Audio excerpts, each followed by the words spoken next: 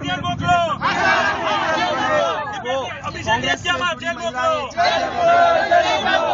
અભિષેકની હત્યામાં jail મોકલો, માસૂમ બાળકો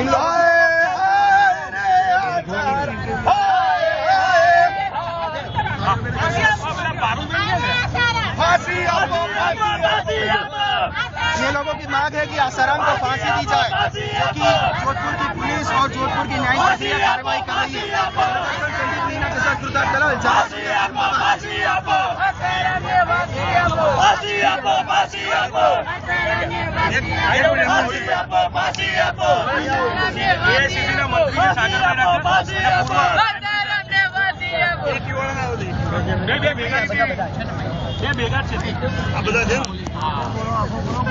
AICC के सेक्रेटरी है और हमारे पूर्व एमपी साहब है सागर भाई रेखा साहब। भाई अपना अपना मुंह अपना फटाफट विकास सेज पाछળ हाँ सर सेंटर में टेंशन न ले एक જ મિનિટ અહીંયા વચ્ચે જઈને વાત કરજો અહીંયા જોજો ના કેમેરે અમે જોજો અહીંયા જોજો એક minute okay all camera rolling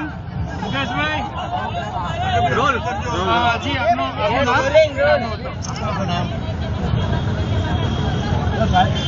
આપનો નામ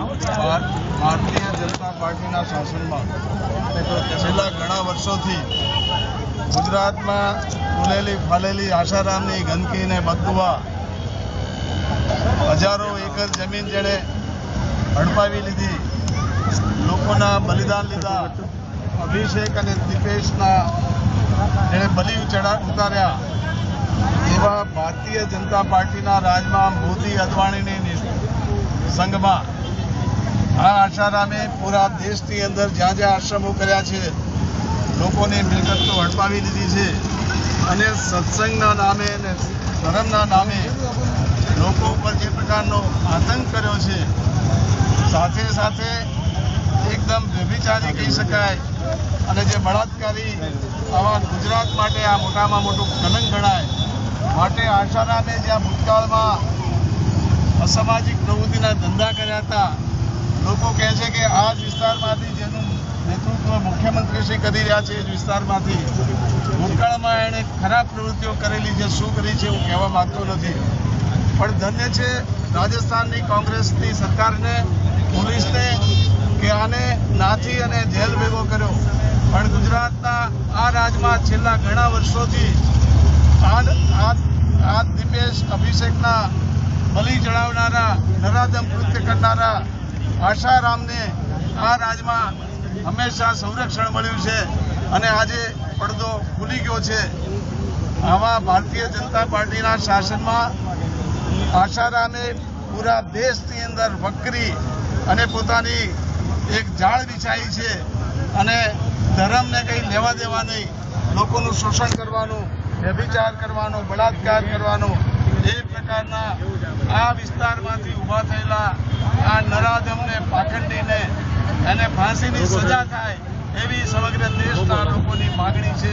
સમગ્ર દેશની બહેનોની, ભાઈઓની તમામ રીતની માગણી છે અને ગુજરાત માટે, ગુજરાતના શાસકો માટે આ ખૂબ શરમજનક માણસ કહેવાય, એનો અહીંયા આપણે કોઈ પણ સંજોગોમાં રખાય નહીં। એના આજે કોંગ્રેસના કાર્યકર્તા અને આગેવાનોને હું અભિનંદન આપું છું કે તમે આશારામ જેવા એક નરાધમની આજે જે નનામી વાળી એ બદલ આપ સૌને ખૂબ ખૂબ અભિનંદન અને અમદાવાદની જનતા પણ મક્કમ છે એની સામે લડવા માટે। જરૂર પડે આ રાજ્યના ગરીબ લોકો આશારામના આશ્રમનો કબજો લેતા પણ અચકાશે નહીં, કારણ કે એ બધું શોષણ કરીને ભેગું કરેલું છે અને અહીંયાથી જ એના વિરુદ્ધમાં મોટું આંદોલન શરૂ થશે, એ વાત આ રોકાશે નહીં। ગઈકાલે મહેસાણામાં પણ એના આશ્રમમાં અમારા કાર્યકર્તાઓ પહોંચ્યા હતા અને ધમાલ કરી હતી અને એમના મૂર્તિઓ અને ફોટાઓ બધું બાળ્યું હતું। આજે આ ગુજરાતની અંદર આવા માણસને રહેવાનો કોઈ હક નથી, એ અમારું કહેવું છે અને લોકોના પક્ષે, લોકોના પડખે આવા પાખંડી ધર્મગુરુને જાકારો મળે, ધર્મના નામે અધર્મ કરનારા માણસને આપણે ગુજરાતની જનતા પાઠ શીખવાડે, એ જ મારી સૌને વિનંતી છે। જય ભારત, જય કોંગ્રેસ પાર્ટી।